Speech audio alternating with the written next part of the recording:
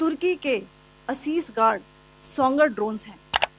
अंतर्राष्ट्रीय सीमा और नियंत्रण रेखा पर लेह से लेकर सरक्रीक तक 36 स्थानों पर 300 से 400 लगभग ड्रोनों का इस्तेमाल घुसपैठ का प्रयास करने के लिए किया गया। काइनेटिक्स व नॉन काइनेटिक साधनों का उपयोग करके इनमें से कई ड्रोन्स को मार गिराया। भारतीय जवाबी कार्रवाई में पाकिस्तानी सेना को भी बड़ा नुकसान पहुंचाया गया। नियंत्रण रेखा पर भारी कैलिबर वाले हथियारों से गोलीबारी भी की। असीस गार्ड सोंगर ड्रोन ऑफ तुर्की।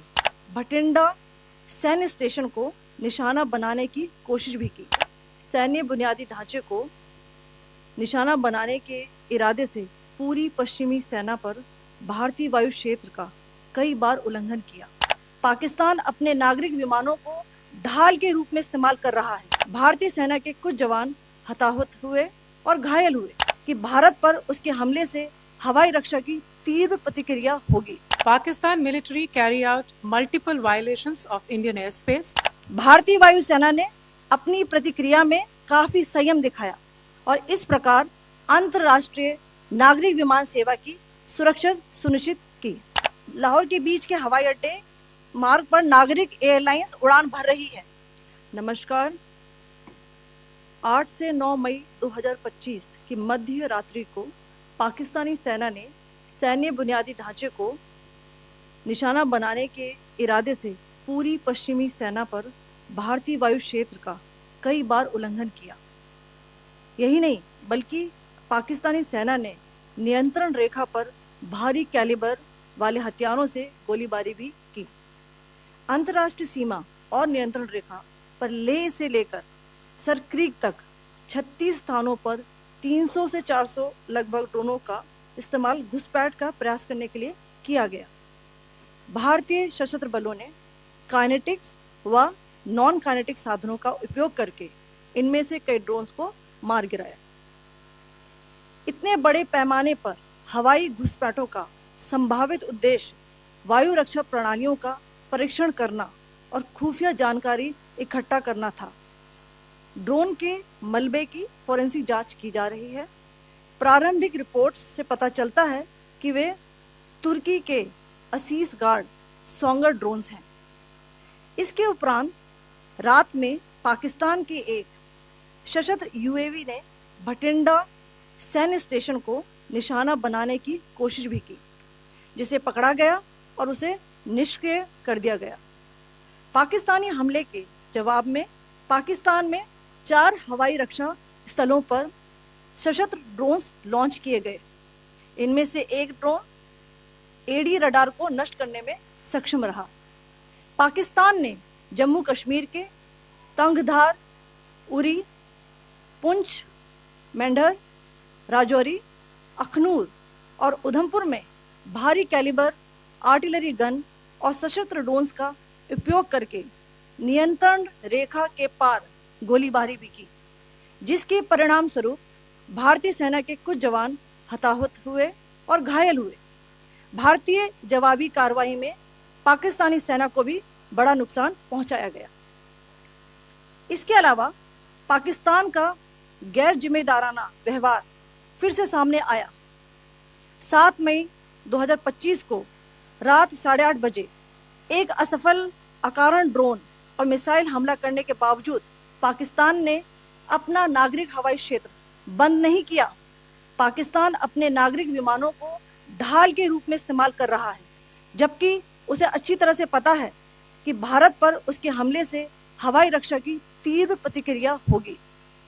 यह भारत और पाकिस्तान के बीच अंतर्राष्ट्रीय सीमा के पास उड़ान भरने वाले अंतर्राष्ट्रीय उड़ानों सहित नागरिक विमानों के लिए सुरक्षित नहीं है। यहाँ स्क्रीन शॉट में पंजाब सेक्टर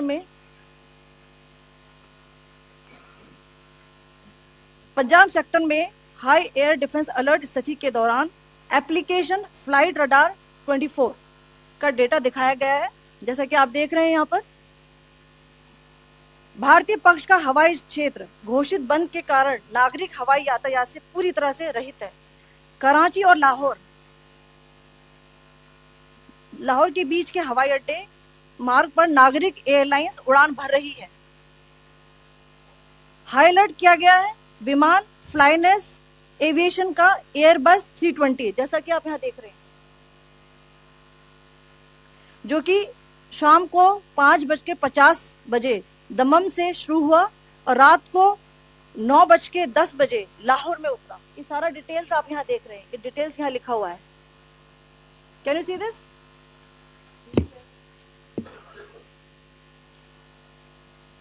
भारतीय वायुसेना ने अपनी प्रतिक्रिया में काफी संयम दिखाया और इस प्रकार अंतरराष्ट्रीय नागरिक विमान सेवा की सुरक्षा सुनिश्चित की। धन्यवाद। जय Hind. So, good afternoon to you all. On the intervening night of 8th, 9th May 2025, Pakistan military carried out multiple violations of Indian airspace along the entire western border with an intent to target military infrastructure. Pakistan military also resorted to firing of heavy caliber weapons along the line of control. Along the international border and line of control, drone intrusions were attempted from Leh to Sir Creek at 36 locations with approximately 300 to 400 drones. Indian Armed Forces brought down a number of these drones using kinetic and non-kinetic means. The possible purpose of these large-scale aerial intrusions were to test the AD systems and gather intelligence. Forensic examination of the drone debris is being undertaken. Preliminary reports suggest them to be of Aziz Guard Songa drone of Turkey. Later in the night, an armed UAV of Pakistan attempted to target Bhatinda military station, which was detected and neutralized. In response to the Pakistani attack, armed drones were launched at 4 air defense sites in Pakistan. One of the drones was able to destroy an AD radar. Pakistan also carried out artillery shelling across the line of control using heavy caliber artillery guns and armed drones at Tangdhar, Uri, Poonch, Mendhar, Rajouri, Akhnur, and Udhampur in Jammu and Kashmir area, which resulted in some losses and injuries to Indian Army personnel. Pakistan Army also suffered major losses in Indian retaliatory fire. Additionally, Pakistan's irresponsible behavior again came to fore. Pakistan did not close its civil airspace despite it launching a failed unprovoked drone and missile attack on 7th May at 8:30 hours in the evening. Pakistan is using civil airliners as a shield, knowing fully well that its attack on India would elicit a swift air defense response. This is not safe for the unsuspecting civil airliners, including the international flights which were flying near IB between India and Pakistan. The screenshot we just showed and we shall share with you, it shows the data of the application Flight Radar 24 during a high air defense alert situation in the Punjab sector. As you have seen, the airspace on the Indian side is absolutely devoid of civil air traffic due to our declared closure. However, there are civil airlines flying the air route between Karachi and Lahore. Amongst the other civil aircraft that you can see, we have highlighted an aircraft which is Airbus 320 of Flynas Aviation, which was originated from Dammam at 1750 hours and landed later at Lahore at 2110 hours in the night.